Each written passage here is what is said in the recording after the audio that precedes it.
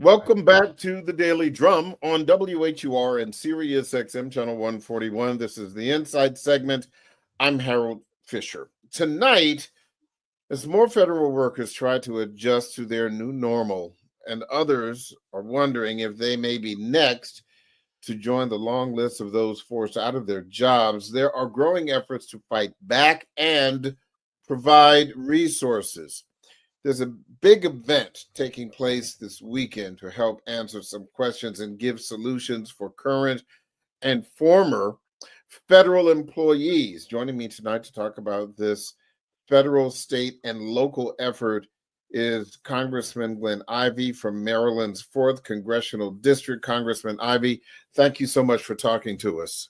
Thanks for having me back. I appreciate it. Sure thing. Before we even get into some of the issues of the day, I want to put this information out first, because a lot of people are looking for resources. They don't know where to go.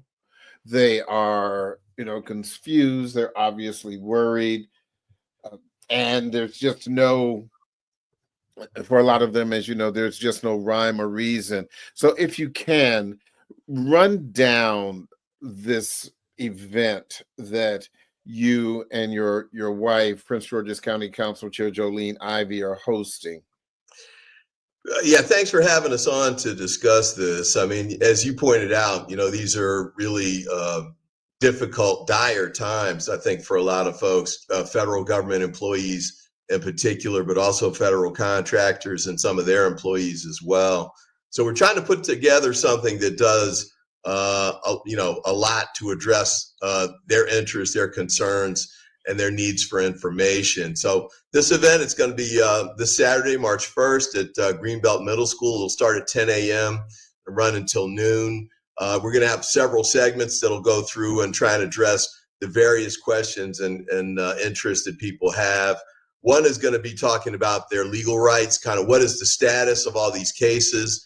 As you know, we filed about 75 cases against the Trump administration. There are about 25 injunctions or so blocking what they've been trying to do as far as forcing people out or firing people. And so we want to run through all of those and give people an update on where those stand. And then you want to connect that to the rights that people currently have or don't have. They have to have a full understanding of what rights they have and where they may be able to assert those, where they might be limited in those and the like. Probationary people are different than people who are non-probationary. SES is different than both.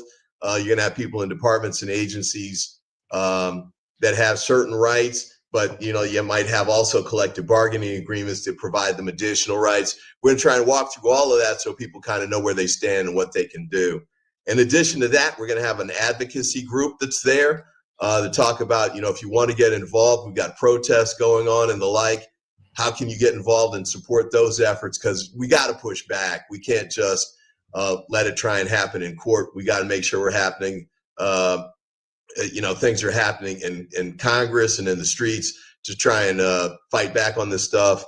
We've got a lot on financial counseling. Washington Post star, Michelle Singletary is going to head up that group to try and help people figure out how to navigate the options that they've got, how to, extend your financial services or your opportunities there, how this might impact your retirement accounts, all of the things that, are going to be touched on by these employment issues from a financial standpoint.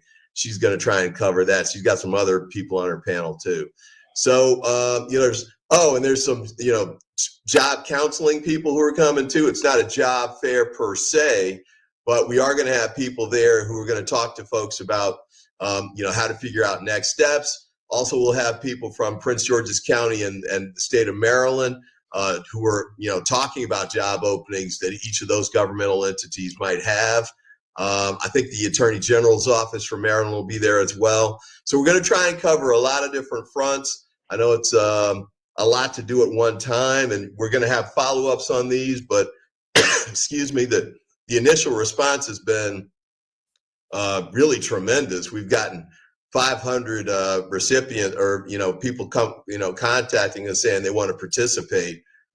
So we're looking to make sure we make it accessible for everybody and get them the information and help that they need. For those who want to register, because the website link is just a little too much to share on the radio right now. You wouldn't really remember it, but I'll give it a shot. But also know that this will be posted on our website on WHUR.com tonight after 7:00 for those who want to sign up. So it's a bit.ly link. It's bit.ly/Ivey Resource Fair. That's bit.ly/IVEY Resource Fair. And of course, as you said, this will be at Greenbelt Middle School on Breezewood Drive in Greenbelt. That's this coming Saturday, March 1st, 10 a.m. To noon. I suspect, Congressman, that with all of the people who have already reached out to you about this event, you may need to hold it over, because there are, as I said in the beginning, there are just so many people who are concerned, which brings me to my other questions for you. Can the county and or the state, for example, if they want to hire some of these federal government workers, is it at all possible that they can absorb some of them? I mean, some, but not all. I mean, just to be candid, the Trump administration and Musk, I mean, they're talking about trying to fire tens of thousands of people. The county and state government won't be able to absorb all of those. By the way, we're also reaching out to, private businesses, roundtables, Chamber of Commerce, and the like, to have them try and come as well, so we can start building out those networks and connecting people to those. But it's going to be a difficult process for sure. My key goal is to make sure we block as many of these firings as possible, so then people won't have to, be forced into finding alternative employment. But, in the event that is the case, that people do get fired, especially the people on probation, I think are especially vulnerable. We want to try and help them find opportunities to the extent that we can. And we are going to do a follow-up on this. I think we're going to try and do a broader job fair that's just going to focus on that, probably in the mid-March timeframe. So we understand the challenges. We'll have a better sense of what's going on after March 14th. By the way, that is the government shutdown date. So, we could have bad news layered on top of worse news, depending on how that plays out. But we're here for you, and we want to make sure we do everything we can to help you get through that. In addition to the website link that you gave, I want to give my office phone number. Okay. So if people want to call in or they're having difficulty with the website, give us a call at 202-225-8699. That's 202-225-8699. My staff's going to go nuts knowing that I just did that. But, that's what we're here for. So, if you're having trouble reaching us some other way, go ahead and do it that way. I know people, we're getting contacted by people who've reached out, on my personal text or Jolene's, or some people just drop stuff off at our doorstep at the house. You don't have to go that far, but, we understand that you're in dire situations. You're very concerned. You want to reach us, and we're doing everything we can to be accessible to you. I will also post this evening, and it will be on, of course, after 7:00.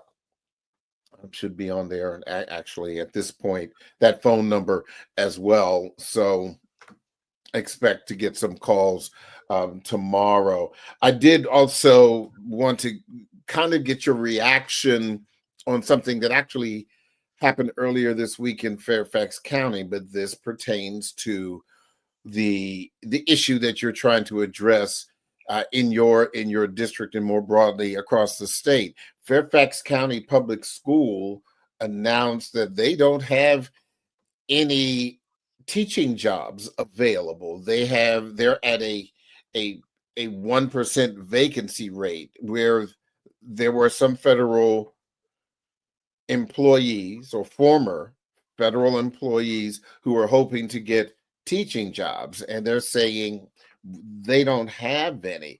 But I think that may speak to some of the bigger issues across the region, and specifically in Maryland, Prince George's County, Montgomery County, Charles, wherever, where people may be looking to get jobs in education, and there won't be any jobs.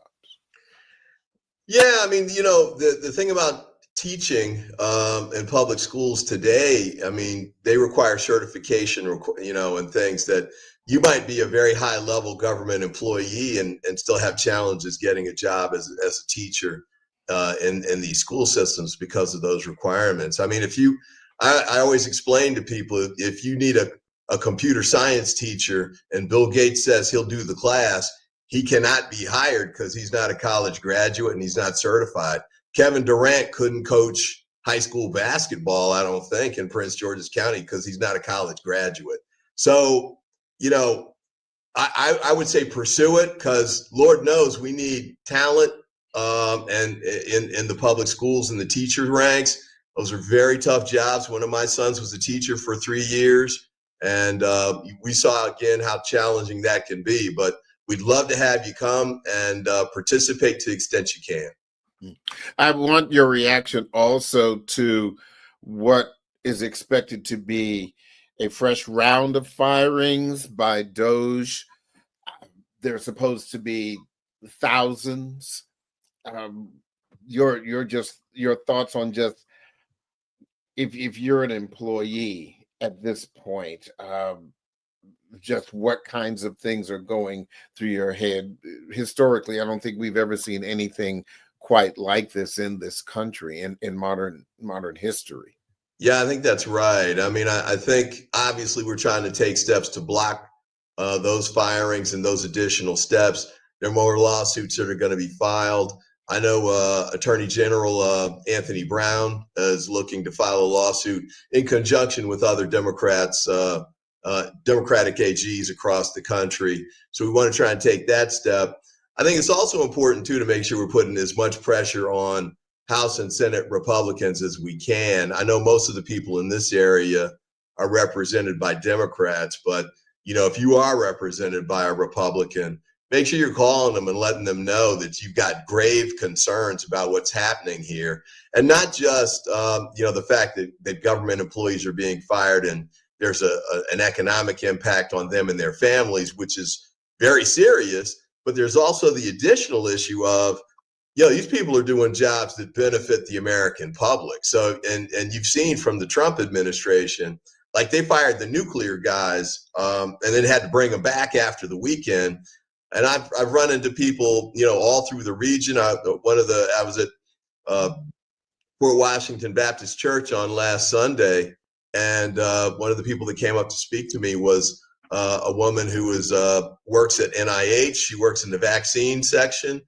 They were doing tests and trials that got terminated because the funding was shut down. And so and it's not like a light switch, you don't just come back and cut it back on. Some of those trials are going to have to start all the way over again.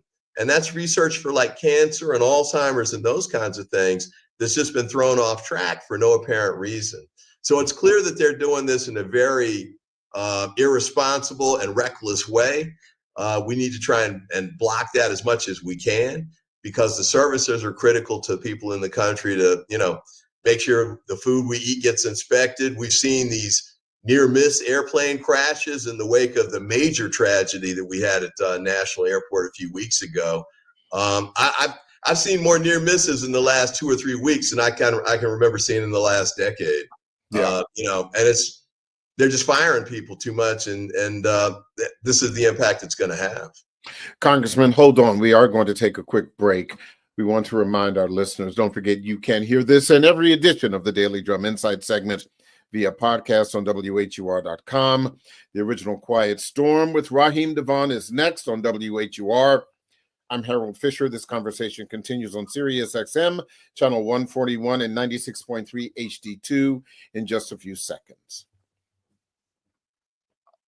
Welcome back to the Daily Drum on Sirius XM, channel 141. I'm Harold Fisher. We continue our conversation about efforts to fight mass firings of federal government workers. My guest is Maryland Congressman Glen Ivey. Before the break, we were just talking about the plethora of issues that have come up as it relates to mass firings, cutting off of funding, and the like. I do want to drill down to one of the other things that a lot of people haven't really spoken about much. People are not only concerned about being unemployed, but they're also being concerned about health insurance. Any thoughts about that you can share? Yeah, unfortunately, there's a double hit there as well. Because people, when you lose your federal employment, there's a limit to your federal benefits sticking with you too. I think they have something called COBRA that you could try and continue to use, but that apparently is enormously expensive. And sadly, this week, the Republicans, by a vote of 217 to 215, every Democrat in the House of Representatives voted against this bill. But it's the budget resolution that would cut Medicaid by $880 billion at a minimum. And so now I was talking to officials here in Maryland. That could mean $1 billion impact on the state of Maryland from the loss of access to health care and other funding mechanisms that spill over into other aspects, including Medicaid, Medicare, and potentially have impacts on hospitals and how they pay the doctors and nurses that work there. I mean, the ripple effect is terrible, and it could undermine Obamacare as well. So, all of this stuff's coming together in a very negative way. I think the one, potential hope here is that this also has a negative impact in red states too. We're starting to see pushback in, Trump country, frankly, because they don't want grandma to die from losing her health care either. The Title I funds that they were talking about cutting, Title I going to fund school teachers and, depending on the school lunch and the poverty levels in those districts, that impacts, white rural America just like it does other parts of the country. They're starting to get aware of what's going on and realize that they're going to really be hammered by this. And so they're starting to speak out, but we need it to happen sooner rather than later so we can, get the Trump administration to come to its senses and stop this, just horrific attack on federal employees and benefits that help not just federal government employees, but everyday people across the country. Have you had a chance to speak to any of your Republican colleagues? I mean, have a real come to Jesus conversation about what's going on, or have they just kind of stayed on their side of the aisle? A lot of them just stay on their side of the aisle, but I do have conversations with some of them, especially those that left recently. I just ran into a guy who had retired from Congress. He was a congressman from Georgia, and he left because it was just getting too MAGA for him. And so a lot of them recognize that Trump is basically forcing America into a recession. And I think rural America in particular is going to get hit pretty hard by this because, it's funny, a lot of those red states think they're tired of having Washington on their back, so to speak. But most of those states get back more money than they send to Washington, D.C. So Kentucky, for example, I haven't looked in a couple of years, but they were, for every dollar they sent to Washington, they were getting $1.33 back. So when you're talking about cutting these funds, a lot of that's going to hit them harder than it does us because, states like Maryland, New York are wealthier states. We're going to get hit. We're going to be hurt too. But a lot of those states, that's all they have. And if you take away the funding for the hospitals, which are struggling economically anyway, if you take away the funding for their schools, to help with low-income teacher salaries, if you take away Medicaid and Medicare or cut them dramatically, it's going to be devastating for those communities. And I'm not even talking about the tariff issues. You've already had the farmers complain about losing access to markets that they rely on for sales. So, we'll see. But I'm hoping this fever breaks quickly for, not only Republicans, but especially independents. And we've already seen Trump's numbers start to drop pretty dramatically, especially on the economy. We need it to happen sooner rather than later. But, I think those things are starting to head in the right direction for us. You remember during the first Trump administration and some of the reporting that had come out of that, where high-ranking aides and other members on his staff were saying that some of the things that he wanted to do, they pushed back, said, no, sir, no, Mr. President, you can't do that. Why not? It's illegal. No, you can't do this. It's illegal. One of the things that has been discussed during even the first month or so of his first term is that he has brought in staff that are loyalists and who are willing to push the legal envelope. You're a former prosecutor. At what point do you believe that, and I'm not a constitutional expert, but it just seems to me that why, short of Democrats winning the House during the midterms, what responsibility does Congress have for giving the administration pushback? Well, we should be pushing back on a lot of these things already. Just as a constitutional obligation, the separation of powers and checks and balances say that we should not be allowing him to, quote unquote, impound money that Congress has designated should be spent on specific things. But he's trying to do that. We should not allow him to just refuse to pay people who've already done the work. But he's kind of doing that right now, which is one of the big problems that contractors are having. So, I mean, there's a major problem with this. And I think you're right about cabinet level officials. We saw, he was trying to bring in Matt Gaetz, my goodness, to be Attorney General of the United States. And the guy he picked to be Secretary of Defense would probably get kicked out of the Army as a private for all the drunkenness on the job and the financial mismanagement and, the mistreatment of women. This is the guy whose mother said, he's a bad guy. He still made him Secretary of Defense, and you got on and on guys, folks like that. The Homeland Security Secretary is the one that shot her dog in the backyard and has no, Homeland Security experience. He's going to make her the secretary. I mean, it's just over and over and over again. Kash Patel, the FBI director, totally unqualified. And so I thought, well, maybe he'll bring in a deputy that kind of knows his way around.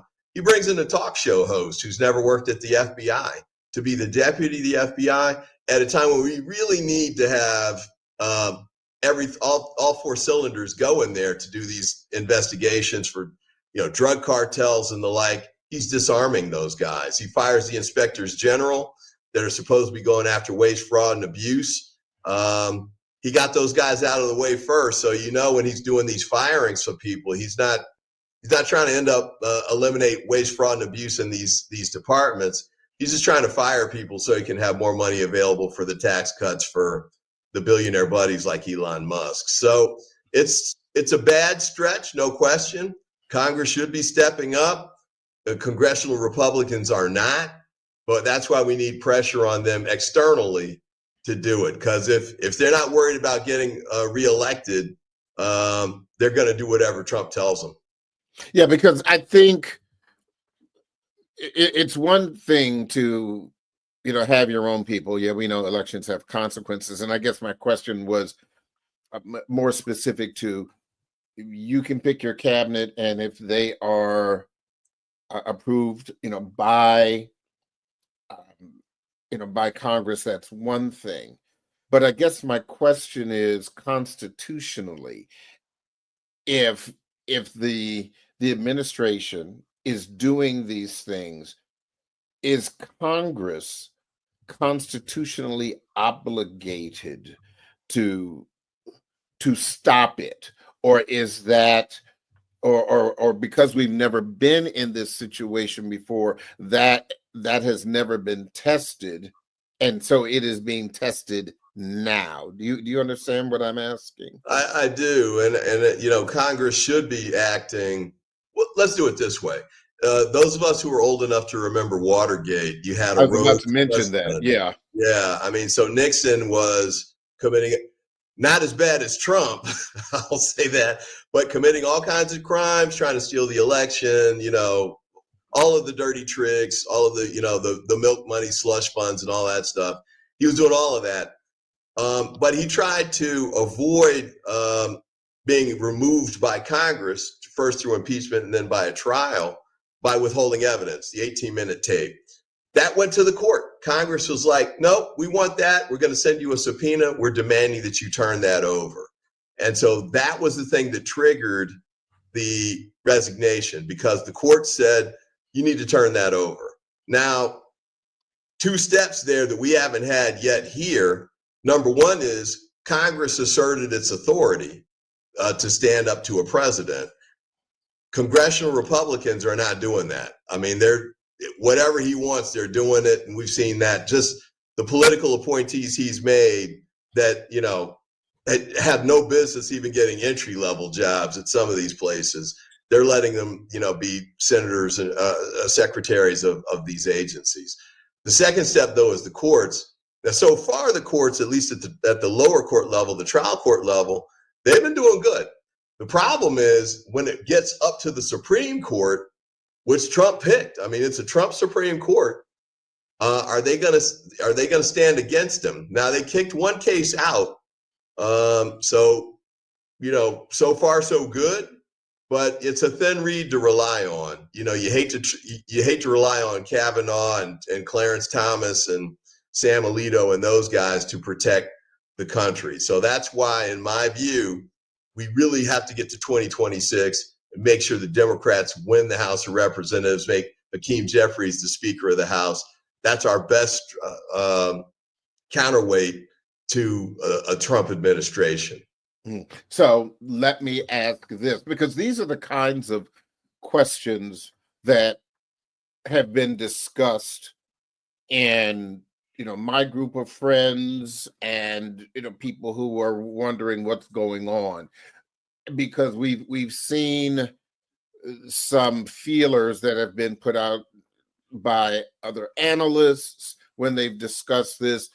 If the courts, whichever court it happens to be, whether it is a federal district court in Washington State, or in the District of Columbia, or even up to the Supreme Court, if they say, Mr. President, no, you cannot do this, and he says, so what? Because it appears that is where it may not be a stretch to see something like that happens. If the president or the administration says, so what, to a Supreme Court decision, then what? What could happen? Well, I mean, yeah, then you're looking at potentially a civil war kind of scenario there, or a complete collapse of the constitutional structure that we have in place.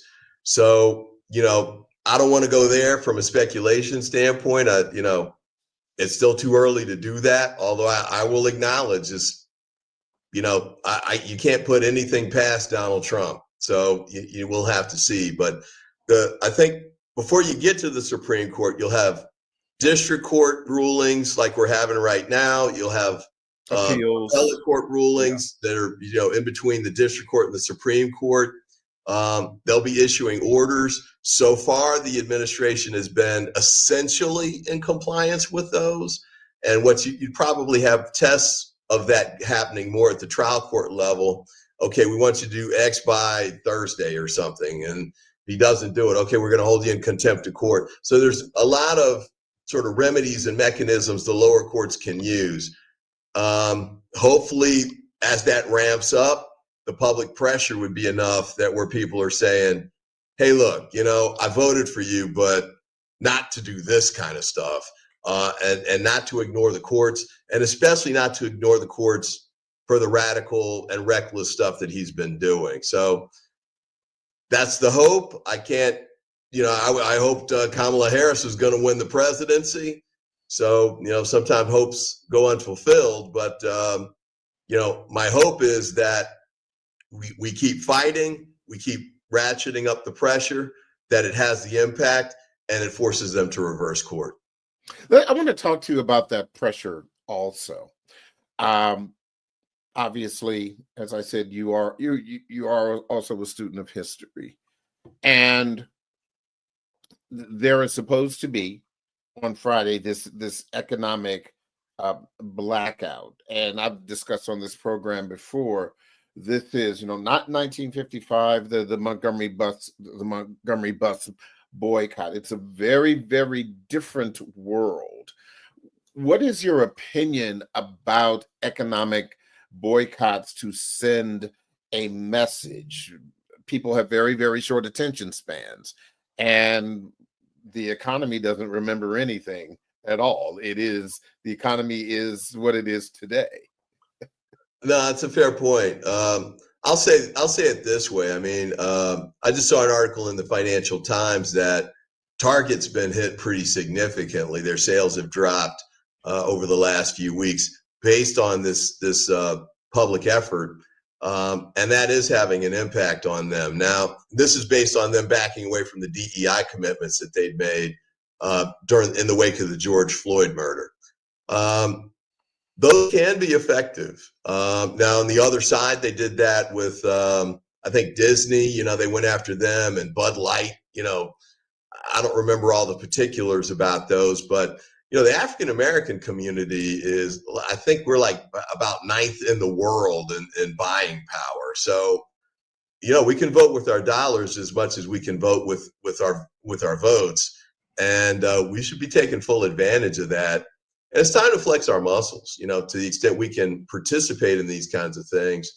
A lot of stuff's fairly easy to do. One of the things I've been running into is people, they're like, we need to do more. We need to fight more. We want Congress to do more on our behalf. We want to, fight back. What can we do? Well, yeah, you can come to the rallies. We need help there. You can work on the voting piece, because 2026 is going to be a big year. But right now, you can also make a difference by making a decision about where you buy whatever it is you're buying. And so I would encourage people to take a real good hard look and make good decisions on this front, because as you said, it's a big economy, but that also means that you have a lot of options. You don't have to go to, one hardware store or the other one, or, in this, one general merchandise store or the other one. There's a lot of them you can go to. Pick the other ones that haven't walked away from their DEI obligations would be my suggestion. We talked about governmental agencies and the firings and how they've been impacted. Obviously, Maryland and Virginia really hit hard, but specifically when you talk about, Maryland, you've got the National Security Corridor, NSA, you've got FDA, you've got the National, the archives, those auxiliary buildings and the like, and people have lost their jobs there. But what about private industry? What impact do you believe private industry, or how do you believe the private industry in the state of Maryland will be affected by these governmental issues? Yeah, I mean, a lot of our main contractors, a lot of these private entities are federal contractors. And so they get their work, they're here in Maryland because NASA is here, as the FDA is here, or, Johns Hopkins applied physics lab is here, or the Army Research Lab is here, or the University of Maryland is here. So, when you hit those, there's a ripple effect that cuts across those private contractors too, and they end up having to do layoffs, and there's an impact there. Another one that we haven't really touched on is the cuts that they're trying to make for research institutions. They're called indirect costs. They're trying to cut those down, but that's what a lot of universities use to actually pay for their overhead and allow them to do the research, pay the professors and students who are doing the work, and by the way, turn out the types of products that transform our lives here in the United States and around the world. So the impacts there are very significant. The impacts could be really significant for historically Black colleges and minority institutions if they make cuts that are directed at those. And a lot of HBCUs will rely very heavily on federal funding because they don't have the large endowments that places like, say, Harvard or the University of Texas or something like that happen to have. So these are all really significant areas of concern for us. You could impact the amount of doctors that come out of our schools, the number of engineers that come out of our schools, the lawyers potentially that come out of our schools, the dentists. I mean, all of these kinds of things could be impacted by these cuts because it's really an across the board attack. And it's not just on HBCUs. It's really aimed at almost all of academia and the research community. Why Trump wants to do that is beyond me. One of the things that's really helped the United States be the leader of the free world is our superior, research and academic institutions and the things that they generate. So again, a Trump recession, I think, if he were trying to push the United States into a recession, he's doing exactly what you need to do on every front. It's crazy to me. I don't understand it at all. Yeah, you did really go into the next question that I was having. Again, not just about HBCUs, but also state institutions of higher learning. Yeah, we know about that affirmative action decision by the Supreme Court in 2023 and how that affects students of color getting into college, PWIs. And so on one end, you have, for example, Black students who may have the door shut in their face, but now you've got HBCUs that could potentially be impacted. But, more broadly, University of Maryland, for example, or other state institutions, is there concern that they may not get any of the money from the Department of Education, such as it is and such as he wants it to be, which is non-existent?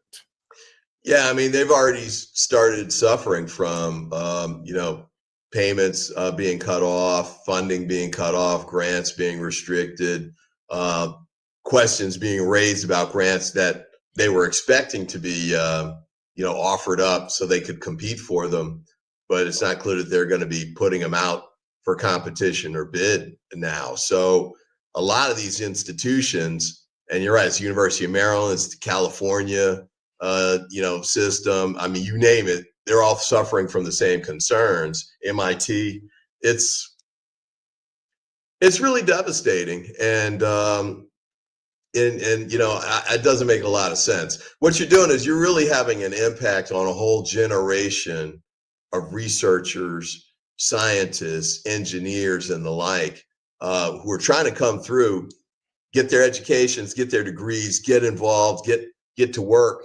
in the real world. And he's blocking all of that. He's cutting it off. He's hamstringing it, while our competitive countries like China, for example, are full speed ahead. And they were already passing us on some fronts, including, number of engineers they turn out. They have a lot more people in the country, but they also have a very heavy focus on generating and training engineers. Just so that they can outflank us and beat us on this front. And, high tech has been, really the key to American success. And we got AI coming up right now. And instead of, putting all hands on deck to compete full speed for that, he's pulling everything back while China's going full speed ahead. And, they're throwing billions of dollars at it, literally billions of dollars into investing in those areas.